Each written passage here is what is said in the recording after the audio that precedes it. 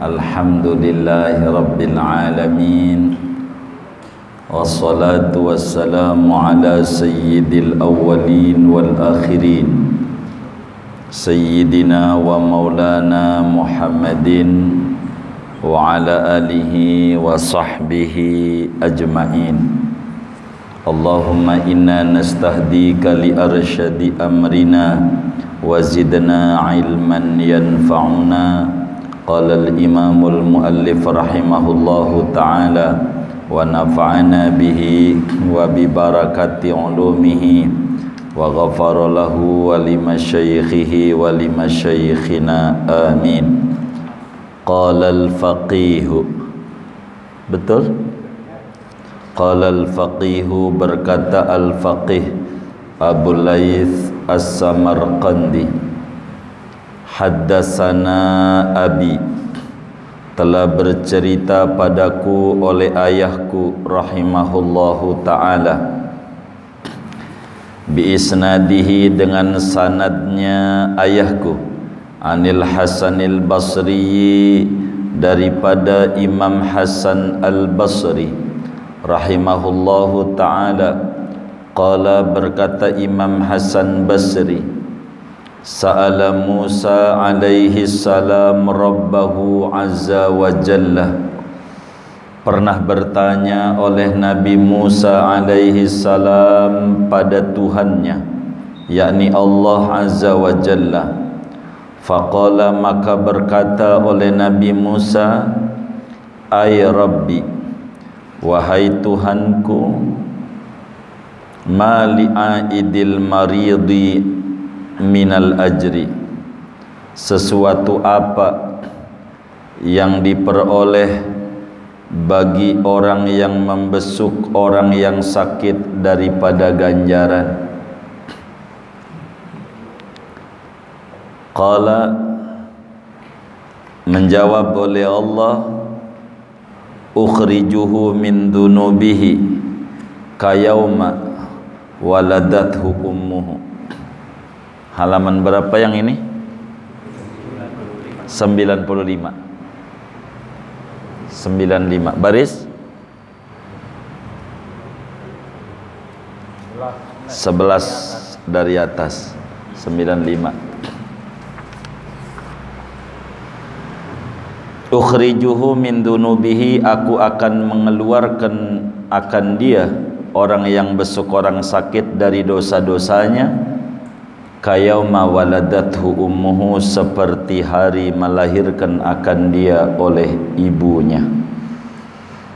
Qala, berkata Nabi Musa, ay Rabbi, wahai Tuhanku, fama limusyayyi'il mauta minal ajri, maka apa bagi orang yang mengiring orang-orang mati, yakni jenazah, minal ajri, daripada ganjarannya. Qala, Allah jawab, ab'asu inda mautihi malaikatan, aku akan mengirimkan ketika matinya dia akan para malaikat, yusayyi'unahu, yang mengiring, menghantar oleh para malaikat akan dia, ila qabrihi, ke kuburnya, birayatin, dengan membawa beberapa bendera, summa ilal mahsyar, kemudian ke padang mahsyar. Qala, berkata Nabi Musa, ay Rabbi, wahai Tuhanku, ma li mu'azziz sakla minal ajri, apa bagi orang yang menghibur orang berduka daripada ganjaran. Qala, Allah jawab, udhilluhu fi dhilli yawma la dhilla illa dhilli, aku akan naungi dia pada naunganku pada hari tiada naungan kecuali naunganku, yakni dhillal arsy, maksudnya naungan arsy-Nya Allah. subhanahu wa ta'ala. Warwa Aban bin Salihin an Umairin, dan telah meriwayatkan oleh Aban bin Saleh dari Umair, an Anas bin Malik, dari Sayyidina Anas bin Malik radhiyallahu anhu, anin Nabi, daripada baginda Nabi sallallahu alaihi wasallam, annahu qala, bahwasanya Nabi yaitu bersabda oleh Nabi, ma tajarra'a abdun qattu jar'ataini ahabba ilallahi min jur'ati ghadabin raddaha bihilmin. Tidaklah meneguk oleh seorang hamba qattu sama sekali akan dua tegukan yang lebih dicintai kepada Allah ketimbang daripada tegukan marah yang ia menolak akan tegukan itu dengan kesabaran. Wa jur'ati musibatin yasbirur rajulu 'alaiha, dan kedua tegukan musibah yang sabar oleh seorang laki-laki atas musibah itu. Wala qataratani ahabba ilallahi ta'ala min qatarati damin fi sabilillah, dan tidaklah menetes oleh dua tetesan yang lebih dicintai kepada Allah ketimbang daripada tetesan darah pada perang sabil. Wa qatarati dam'in, dan tetesan air mata, fi sawadil laili, pada tengah-tengah malam, pada gelapnya malam, wa huwa sajidun, padahal dia yaitu sujud, la yarahu illallahu ta'ala, yang tidak melihat akan dia kecuali hanya Allah ta'ala. Wa ma khata abdun khatwataini ahabba ilallahi min khatwatin ila salatil mafrudati wa khatwatin ila silatir rahim, dan tidaklah melangkah oleh seorang hamba akan dua langkahan yang paling disukai kepada Allah ketimbang daripada langkahan menuju solat yang difardukan dan langkahan menuju silaturahim. Wallahu a'lamu bissawab. Segini, saudara sekalian yang mulia, kajian kita masih berbicara pentingnya sabar menghadapi musibah. Kita harus pahami bahwa ada hubungan antara kita dan dunia.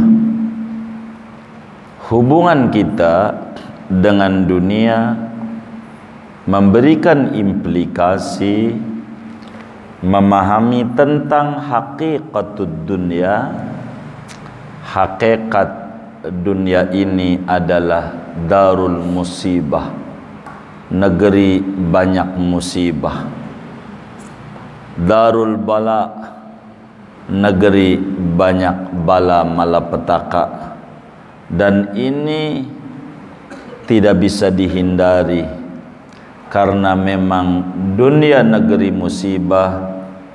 Sebelum kita lahir juga begitu, sampai kita ada juga begitu, sampai kita masuk tanah kusir, tetap saja dunia ini namanya negeri musibah. Negeri musibah, karena memang sudah menjadi karakter dunia bahwa dunia adalah negeri musibah. Bila memahami ini, bila kita mendapatkan musibah, secara jujur tidak aneh, memang karena kita ada di negeri penuh musibah. Begitu. Yang aneh itu bila kita senang terus, nggak ngalamin susah sama sekali. Ini aneh. Begitu, karena ini bukan negeri surga yang isinya senang terus, tidak ada susah. Maka oleh karena watak manusia memiliki watak lemah, gusar, tergesa-gesa, hadirnya Rasul, hadirnya Nabi Muhammad sallallahu alaihi wasallam di tengah-tengah kita memberikan gambaran bagaimana cara menghadapi musibah, apa yang harus dilakukan oleh seorang manusia bila dia terkena musibah pada hartanya, pada dirinya, pada keluarganya, pada anaknya, pada partainya,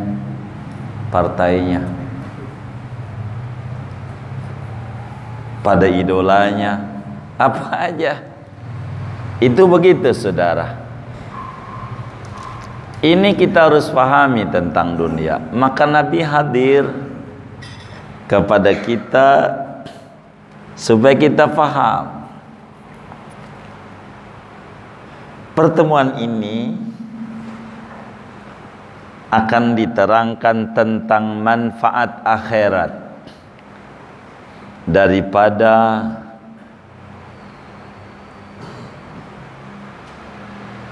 membantu orang yang terkena musibah. Bila ada orang terkena musibah, apa yang harus kita lakukan? Hak muslim kepada muslim yang lain, kewajiban muslim kepada muslim yang lain banyak. Di antaranya, bila sakit, kita membesuk. Bila meninggal, kita takziah. Bila berduka, kita menghibur. Bila ada orang wafat, kita menghantar. Ini menghantar karena kita ini adalah bukan makhluk dunia, tapi kita ini adalah makhluk surgawi. Asalnya kita dari surga. Orang abah kita namanya Adam alaihi salam adalah manusia surga yang disuruh menerangkan enaknya surga, turun ke bumi, tentu supaya kita bisa balik ke surga dengan amal yang kita lakukan. Nah, hadis malam hari ini yang pertama berbicara manfaat akhirat yang didapat bagi orang yang memiliki kepekaan sosial, bagi orang yang membesuk orang yang sakit meski dia bukan teman dekatnya, orang yang menghibur orang yang duka meski dia bukan orang yang akrabnya. Begitu seterusnya. Kata Al-Faqih Abu Laits As-Samarqandi, abahku bercerita. Tentu Abu Laits ini kan punya abah namanya Muhammad, dia namanya Nasr. Muhammad As-Samarqand dari Uzbekistan, Uzbek. Kata Abu Laits, abahku bercerita dengan sanadnya abah. Ceritanya dari si fulan demi fulan, fulan demi fulan. Abahnya punya kitab, punya sanad. Lihat aja sanadnya di sanad abah saya gitu. Yang berujung kepada tabi'in besar Imam Hasan Basri yang sudah kita terangkan pertemuan-pertemuan sebelumnya, diantaranya punya guru lebih dari 70 orang sahabat Nabi Muhammad. Jadi sehingga ulama menyebutnya Sayyidut Tabi'in, rajanya para tabi'in, pemimpin para tabi'in. Sebab ngalamin banyak sahabat, guru yang pangkatnya sahabat banyak, apatah lagi yang pangkatnya tabi'in sesama dia. Imam Hasan Basri bercerita, Imam Hasan Basri, tentang dialog Nabi Musa alaihi salam dengan Allah. Musa ibni Imran, seorang nabi daripada nabi Bani Israel yang diberikan wahyu, di antaranya kitab suci Taurat, dan diberikan suhuf. Inna fi dzalika lafis suhufil ula, inna hadza lafis suhufil ula suhufi Ibrahim wa Musa. Begitu kata Imam Hasan Basri. Satu hari Nabi Allah Musa alaihi salam pernah bertanya kepada Allah Subhanahu wa ta'ala. Di antara yang Nabi Musa tanya, minta petunjuk kepada Allah,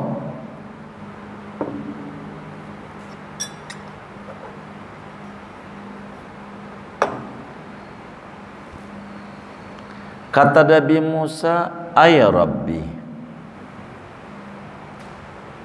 Itu huruf nida, sama dengan ya Rabbi, nida lil qarib. Ay Rabbi, ma li'aidil maridi minal ajri. Ya Allah, bila ada orang kena musibah sakit, kan dia disuruh sabar yang sakit, kami faham. Tapi kemudian kita disuruh nengok orang yang sakit tuh, ditengok, dibesuk. Saya mau nanya, mali'aidil maridi minal ajri, ganjarannya apa nengokin orang sakit? Ganjarannya nengok orang sakit tuh, ganjarannya apa? Ini bermakna menghibur. Buat kita yang berangkat ke rumah sakit atau ke rumah orang yang sakitnya, apa yang dia dapat? Kayak apa ganjarannya? Besukin orang yang sakit. Apa jawab Allah? Allah jawab, saudara, ukhrijuhu min dunubihi kayauma waladathu ummu. Kata Allah, Musa, orang yang besuk orang sakit tuh, setelah pulang dari besuknya, dosanya rontok abis. Kayauma waladathu ummu, seperti waktu lahir dari rahim ibunya. Ketika bayi lahir dari rahim ibu, maka bayi itu suci. Maka Nabi sampaikan, kullu mauludin yuladu alal fitrah. Tiap-tiap bayi yang lahir terlahir di atas fitrah, kesucian. Tidak ada dosa yang dia bawa.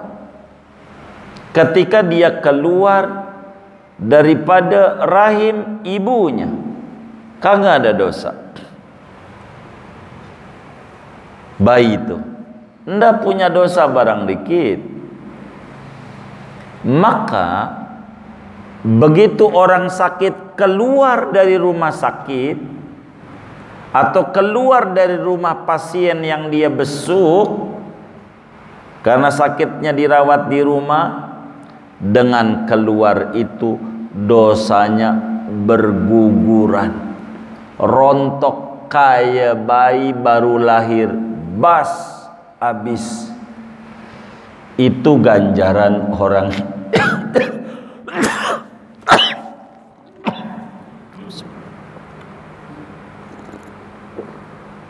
ganjaran orang yang besuk gede.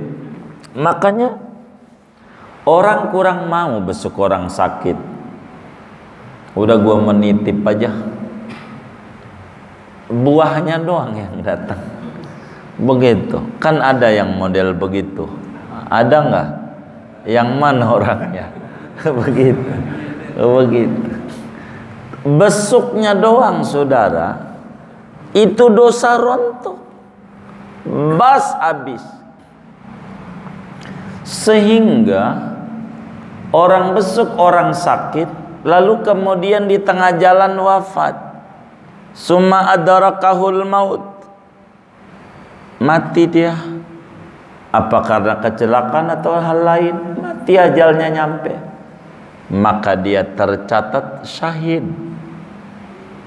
karena dosanya habis. Besuk orang sakit, mumpung rumah sakit dekat rumah MPH, gue saban hari aja, saban hari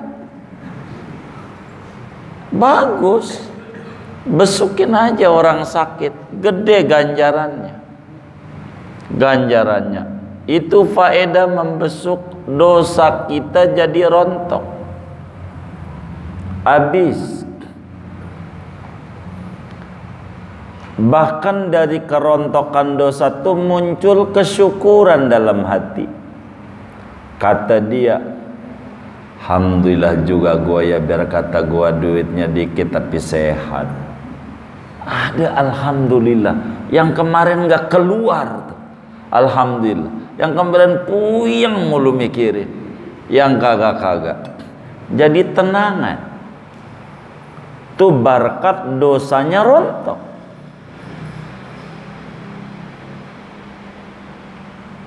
Begitu keuntungan yang didapat oleh orang yang besuk orang yang sakit, gede ganjarannya.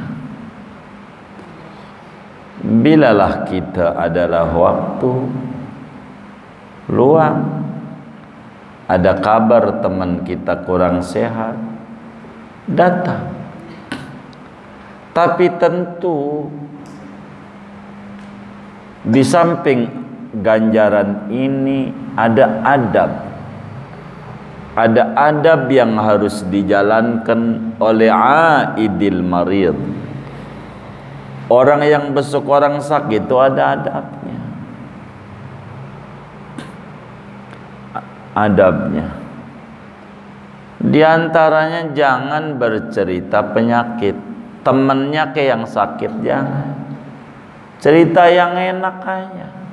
Kalau teman kita masih demen mancing, ayo dong bang deh mancing. Gila lu gue sakit, sembuh makanya ayo dong. Ini ya Allah betok banyak banget, betok di Teluk Naga, ya Allah banyak, lagi bagus ini. Biar semangat. Begitu. Harus ada adab. Jangan bercerita penyakit. Apalagi yang mengerikan. Abang ini enggak saya temuin di Nurul Anwar, pas nanya masuk rumah sakit, maafin saya baru tahu. Sakit apa bang? Ini pinggang saya ini yang kiri ini, aduh melintir banget sakitnya. Yang mana? Yang kiri ini. Waduh, yang kayak begini nih tetangga saya nih di Jawa, waktu itu model begini bang, 3 hari mati bang. Ini yang sakit kira-kira jadi sembuh apa lebih parah ini? Enggak ada adab. Gitu, enggak ada adab. Jangan bercerita penyakit si Anu, jangan. Si Anu juga lagi sakit. Dia sedih, dia pengen nengok, nggak bisa, dia sakit. Cerita yang enak-enak. Ayolah sembuh. Itu ketupat laksa kampung kecil nungguin. Biasanya saban pagi. Ayo begitu. Biar semangat sembuh. Ini meringan. Apa aja, jangan dikata berat. Sebab apa aja dibikin berat jadi berat. Yang bikin berat tuh kita memberi masukan pada batinnya dia, pikirannya tuh. Jadi berat, kasih ringan. Jangan kita dongeng penyakit. Si Anu juga sama tuh bang, sakit. Udah 3 bulan dia belum sembuh. Itu yang sakit mikir, gua baru seminggu penyakitnya sama. Berarti sampai 3 bulan gak sembuh. Begitu, walaupun kagak nyengir dia. Atau kagak nangis dia. Tapi di hatinya bakal mikirin sesudah omongan kita. Yang enak-enak. Jangan yang kagak enak. Jangan.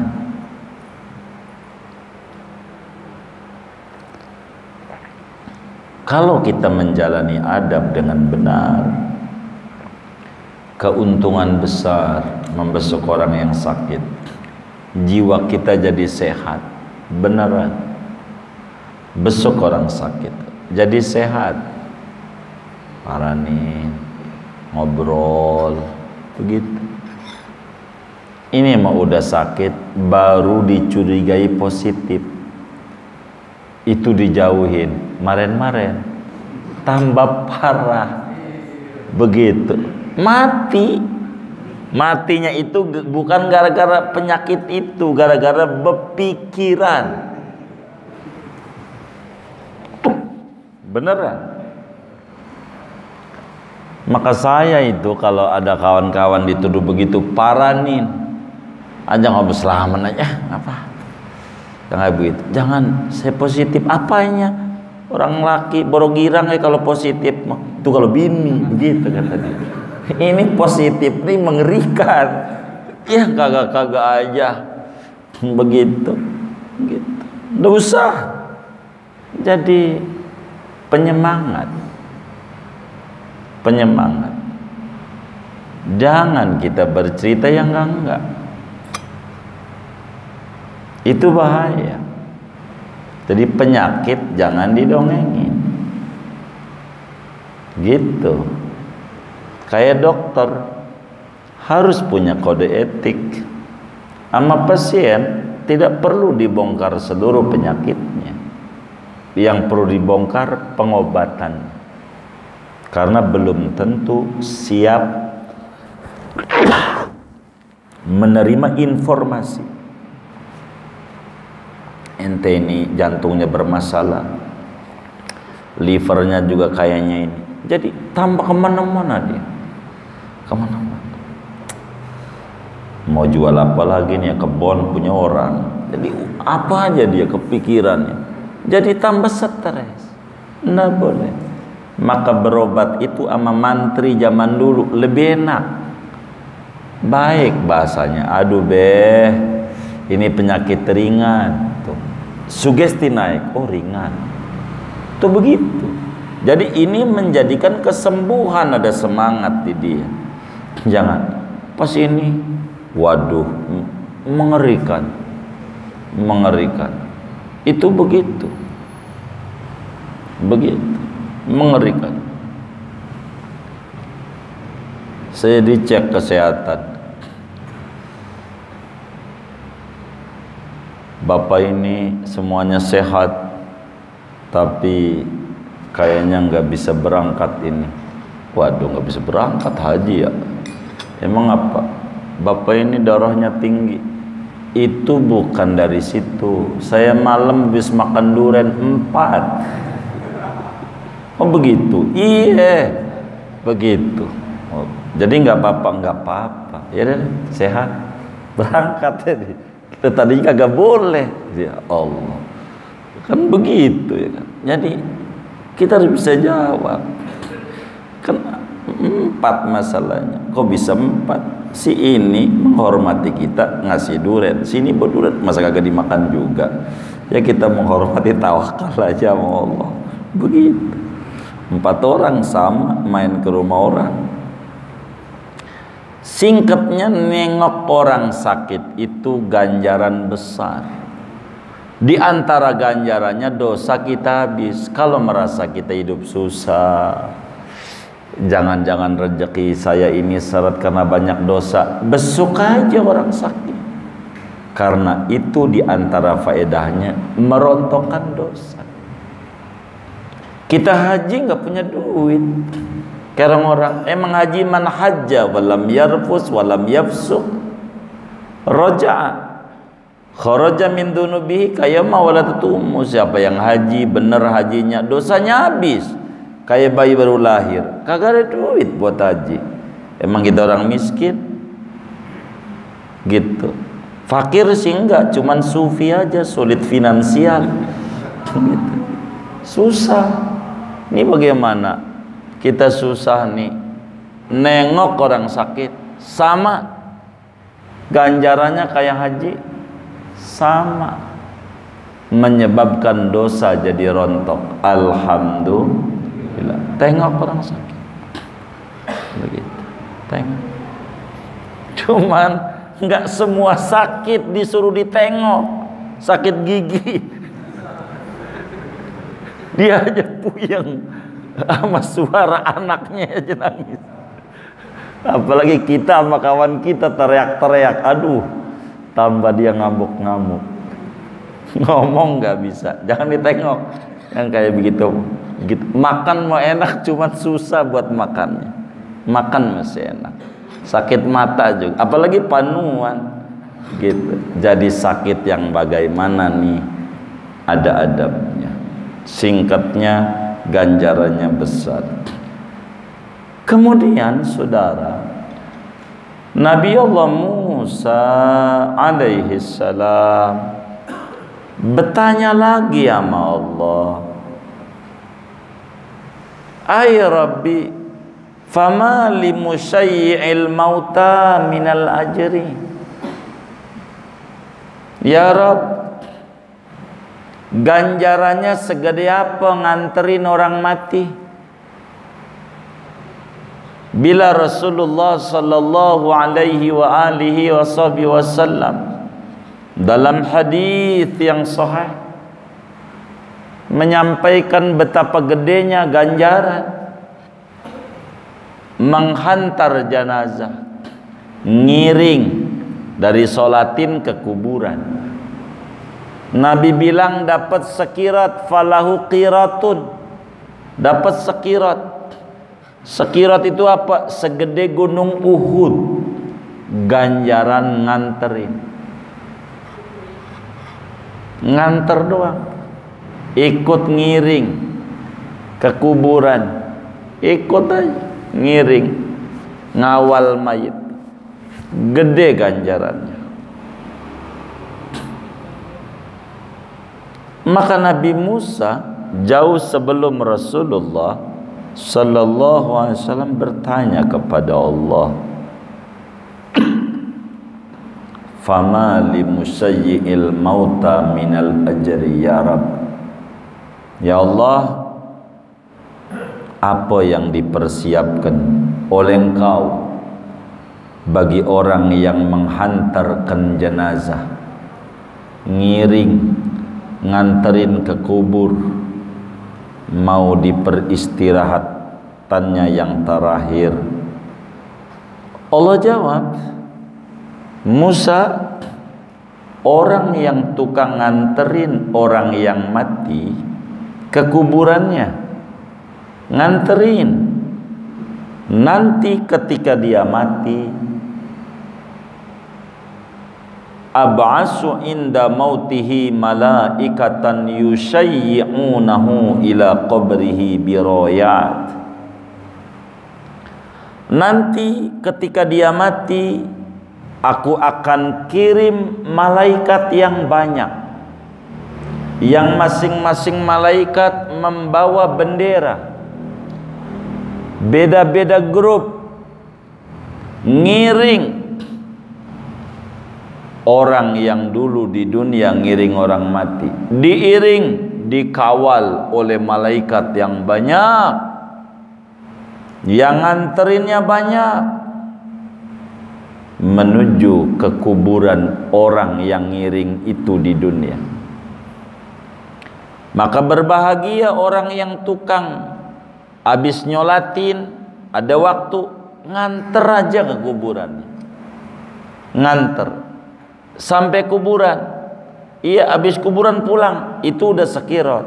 Tapi udah sampai kuburan, nemenin sampai penguburan selesai, lain lagi ganjarannya, sekirot lagi, lain. Ini mau nganter doang, yang itu pulang. Kalau nganter terus lagi sampai kelarnya pemakaman, beda lagi. Ini cuman nganter menuju ke kuburan, habis itu pulang.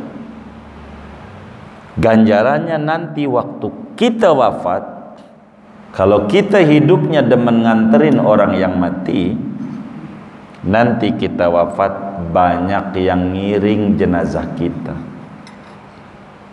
Yang kayaknya orang kelihatannya tuh orang penuh banget, belum tentu orang. Itu malaikat yang berwujud orang dengan berbeda-beda pakaian. Di sini dengan berbagai macam bendera, modelnya lain-lain. Kok rame?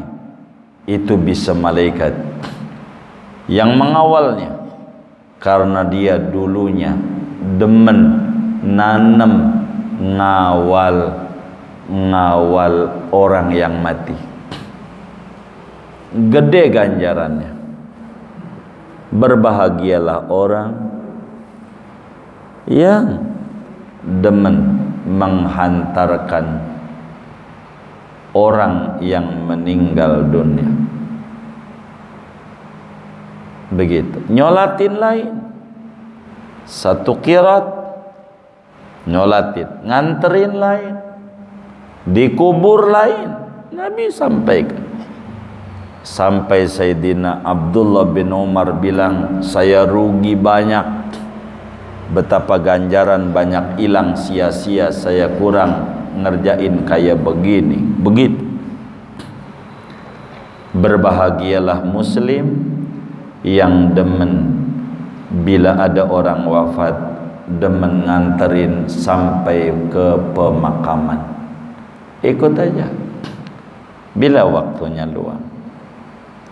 Kenal ataukah tidak kenal yang mati itu, waktunya diikut aja, ngantar. Apatah lagi kalau kita kenal. Begitu nanti kita mati, Allah bakal kirim malaikat yang nganterin jenazah kita ke kuburan. Bahkan summa ilal mahsyar, bukan saja sampai ke kuburan, nanti setelah bangkit dari kubur akan ada yang ngawal malaikat banyak sampai padang mahsyar, sehingga kita tidak ada keresahan dari bangkit dari kubur menuju padang mahsyar karena dikawal oleh orang banyak. Betapa tingginya nilai daripada menghantarkan jenazah itu, saudara-saudara sekalian. Kemudian Nabi Musa bertanya lagi kepada Allah, "Ay Rabb, duhai Tuhanku, ma li mu'azzi sakala minal ajri." Ya Rabb, ganjaran apa yang dipersiapkan untuk orang yang menghibur orang berduka? Apakah orang karena kematian lalu kita takziah, ataukah orang karena apa saja musibah dunianya kita hibur, kita beri motivasi, kita beri semangat, apa aja kita besuk, kita tengok orang yang kena musibah. Apa ganjarannya orang yang takziah itu? Kata Allah, udhilluhu fi dhilli yauma la dhilla illa dhilli.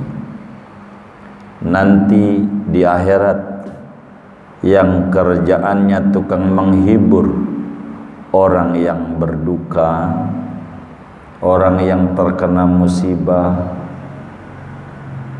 maka orang yang menghibur itu akan aku naungi, kata Allah, pada naungan arsy Allah, pada hari yang tidak ada naungan kecuali naungan Allah, hari akhirat, di mana matahari tingginya 1 meter di atas kepala hamba-hamba dan buminya dari perak. Enggak pakai sendal, panasnya kayak apa? Orang kelojotan 3 tahun didiemin kayak begitu. Sampailah pada ada yang mandi keringat, ada yang setinggi mata kaki, lutut, paha, pinggang, leher, sampai tenggelam. Tapi orang yang suka menghibur, orang yang berduka, maka dia enggak mendapatkan kepanasan pada hari kiamat, karena dia tidak di dunianya enggak jadi kompor. Begitu, ini ada orang berduka malah ditambah-tambahin yang bikin dia puyeng sama dia. Ini enggak boleh. Kita bikin adem, maka bila kita bikin adem, maka kita nanti balasannya dikasih adem oleh Allah, karena di dunianya bikin adem. Ada keributan ini, keributan itu, ribut mulu begitu, nggak berhenti-berhenti. Nasab mulu yang dibahas, nasab. Kata kita udah ada stop kegaduhan tuh, ndak usah. Dan kita orang gak usah puyeng mikirin itu, mikirin nasib aja. Nasib nih, nasib yang belum jelas masuk surga apa kagak, kita ini aja yang dipuyengin begitu. Jadi biar adem, jangan dikompor-komporin lagi yang jadi puyeng begitu. Maka kalau orang tukang menghibur, nanti karena bikin adem di akhirat, hal jazaul ihsan illal ihsan, kebaikan dibalas kebaikan. Ngademin orang berduka yang tadinya dia menjadi nestapa dan stres, dengan diademin, maka dia nanti di akhirat akan diberi adem oleh Allah, diberi keteduhan oleh Allah, dengan naungan arsy-Nya Allah, di mana tidak ada naungan di saat itu kecuali hanya naungan Allah, naungan arsy-Nya Allah. Berbahagialah orang yang menghibur orang lain yang sedang bersedih. Beruntung orang yang bisa memberikan solusi yang baik dalam setiap problem orang lain dengan solusi-solusi yang baik, biar ada. Begitu. Hadis berikutnya, saudara, dari Sayyidina Anas bin Malik radhiyallahu ta'ala an.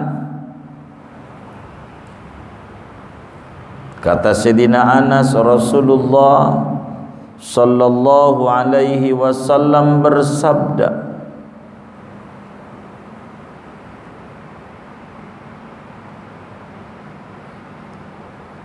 ma tajarra'a abdun qattu jur'ataini ahabba ilallah min jur'ati ghadabin raddaha bihilmin wa jur'ati musibatin yasbirur rajulu 'alaiha.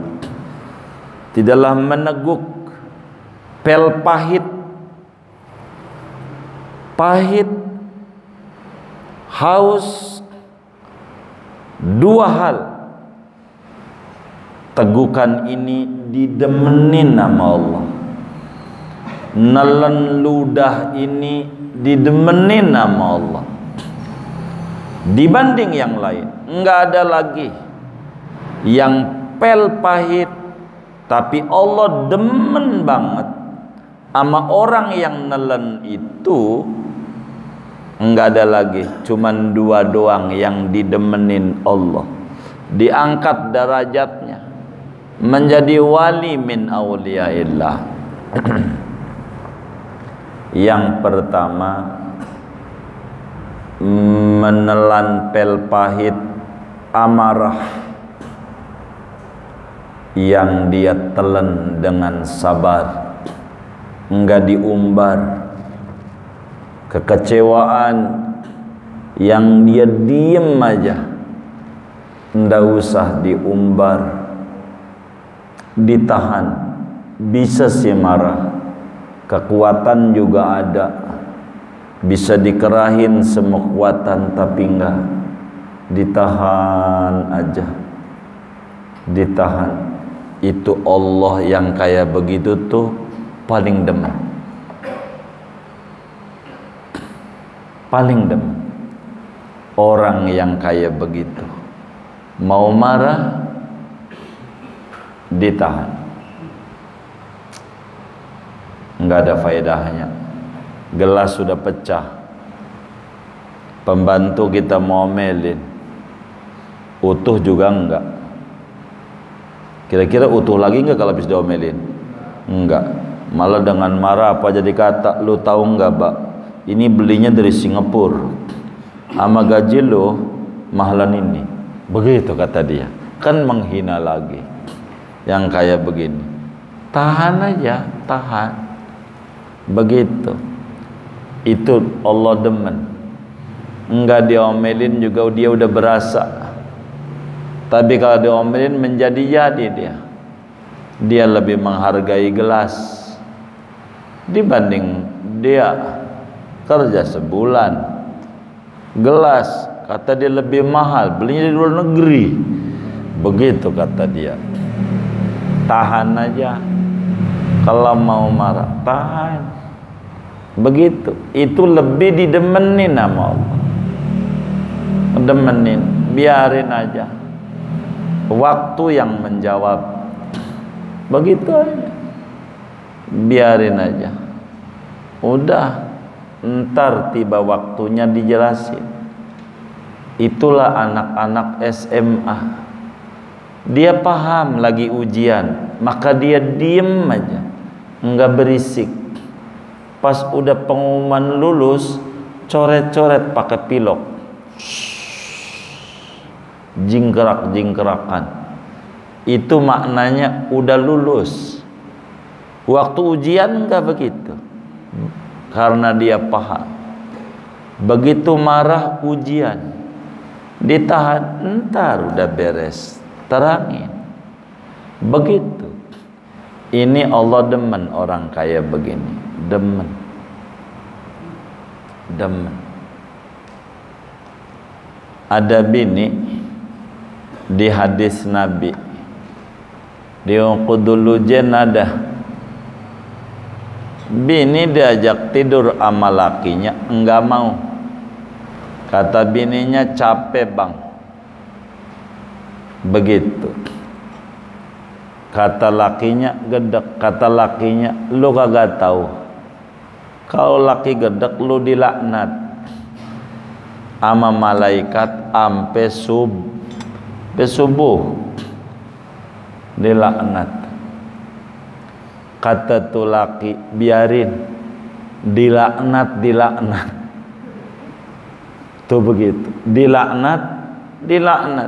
Enggak apa-apa. Ini namanya salah. Enggak didemenin yang model begini. Tuh bini, waktu digedekin dia, malam itu mati. Bini belum subuh, maka kira-kira masuk surga, masuk neraka? Hah? Tuh bini, masuk surga, masuk neraka kira-kira? Halo, ini kedengeran nggak sih ya? Ada bini diajak tidur sama lakinya nggak mau, kata Nabi tuh bini dilaknat oleh Allah, oleh malaikat sampai subuh. Maka kemudian ada orang ngajak tidur bini, nggak mau bininya karena capek, lakinya gedek. Kira-kira bini itu dilaknat enggak? Hah? Dilaknat enggak? Sebelum subuh mati tuh bini, kira-kira masuk surga, masuk neraka? Masuk surga, masuk neraka? Hah? Halo, ini bisa jawab gak ini? Masuk surga, masuk neraka? Ini ditanya dulu. Nabi ini hadisnya, saudaranya memahami aja. Kira-kira tuh bini itu masuk surga, masuk neraka? Hah? Dari mana? Hah? Ini bagaimana? Ini dengerin dulu sama, ini karena bapak nggak paham. Saya kalau nggak paham berarti saya ulang-ulang sampai ketemu titik ngerti. Sebab rugi datang ke majelis kagak paham. Maka mulut tuh digunain jawab tuh dapat ganjaran gede dibanding diem bengong. Rugi buat apa ngaji kalau di majelis diem aja begitu. Kata Nabi, siapa suami mengajak istrinya tidur, istrinya nggak mau, maka si istri itu dilaknat oleh Allah. Kita punya bini, kita ngajak tidur sama bini kita kita colek nggak mau, capek bang, kita kesel. Kata kita kan tahu hadisnya. Tuh bini kita kira-kira dilaknat enggak? Kenapa dilaknat? Karena enggak mau tidur sama suami. Tuh bini dilaknat. Sama siapa? Sama Allah. Maka tuh bini mati sebelum subuh. Bini siapa yang mati itu? Hah? Bini siapa? Hah? Hah? Bini kita yang kita ajak tidur. Kok yang diajak tidur siapa, yang bininya siapa? Ini kagak paham namanya. Lalu bini kita tuh mati malam itu, yang digedekin sama kita.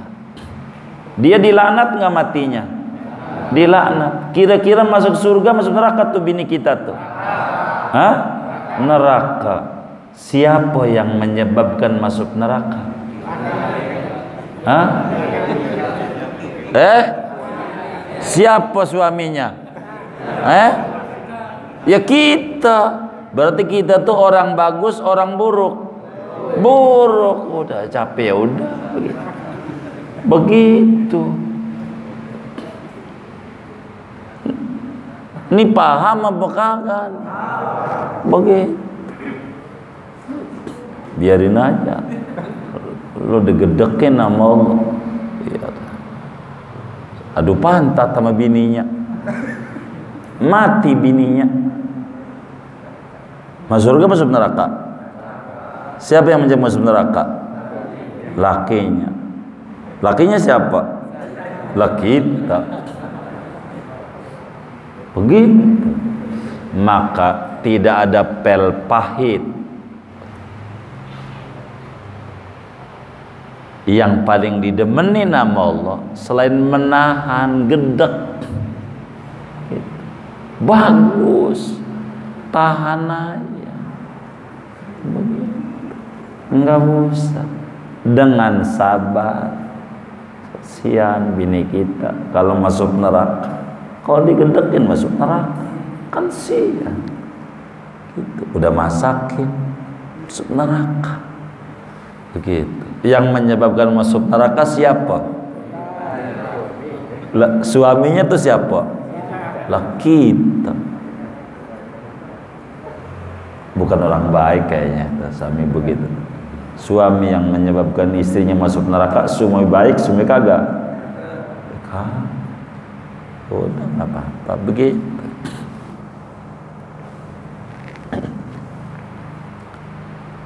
Lagi men bang, men mulu. Saya curiga main nyengir nih. Begitu.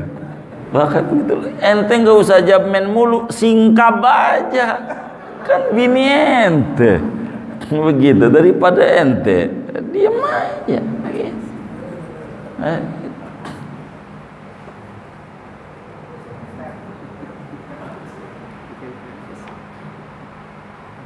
Tidak ada tegukan yang paling didemenin sama Allah selain tegukan marah yang ditahan dengan kesabaran. Sabar aja. Begitu, sabar, nggak apa-apa.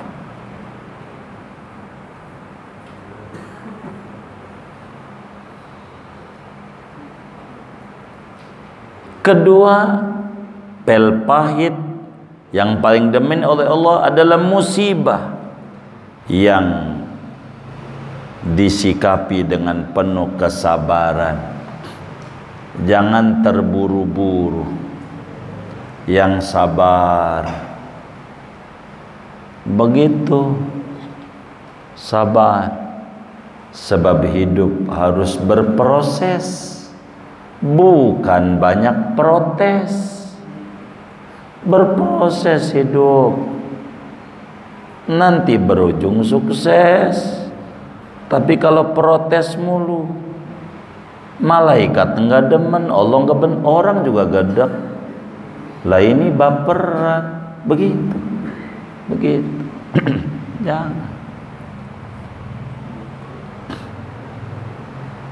Kedua, kata Nabi, ada 2 tetesan air mata yang paling didemenin. Ada 2 tetesan yang paling didemenin oleh Allah.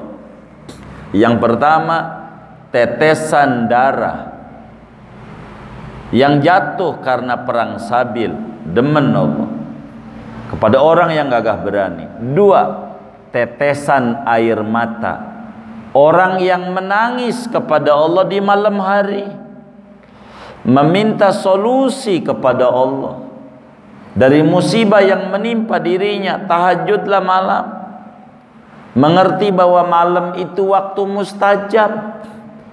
Maling aja paham, maling kalau malam tuh waktu mustajab, maling ngerti. Tandanya orang nyolong tuh banyaknya siang apa malam? Malam. Kata dapat mulu, emang malam mustajab. Kata siapa?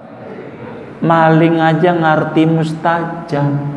Masa kita orang majelis malam gak ngerti mustajab, tidur mulu, usaha mau pengen maju, malamnya ngorok ngobrol mulu. Telepon sama bininya, sampai mana bang? Lagi ratiban.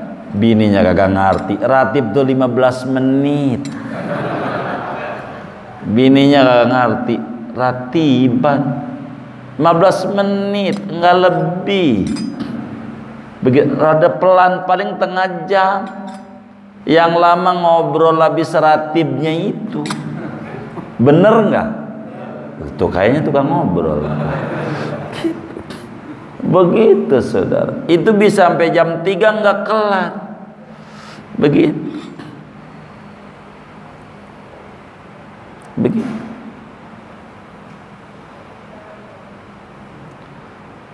Maka orang yang malam menangisi, yang gak ada yang lihat kecuali Allah, tangisan itu jangan disebar di medsos, orang nyanggepinnya macem-macem. Kalau sedih tahan aja begitu. Kalau disebarin dianggapnya cengeng, dianggapnya begini, jadi ribut begitu. Ada dua langkahan kaki yang paling didemenin nama Allah. Tidak ada langkahan yang paling didemenin melebihi ini. Yang pertama, melangkah menuju ibadah, salat 5 waktu. Dan yang kedua, langkahan kaki menuju silaturahim. Ini yang paling didemenin sama Allah. Tapi materi hadis kita berbicara tentang menahan sabar, menahan emosi, jauh lebih didemenin nama Allah. Begitu. Dan ini judul kitab kita, pentingnya sabar menghadapi musibah. Mudah-mudahan Allah beri kita kekuatan iman Islam, kita mampu untuk bersabar dalam menghadapi musibah-musibah yang menimpa kepada diri kita, juga pada bangsa kita. Amin ya rabbal alamin. Segini aja ngaji kita. Ada yang ditanya mungkin dari materi luar sebelum, silakan. Baik.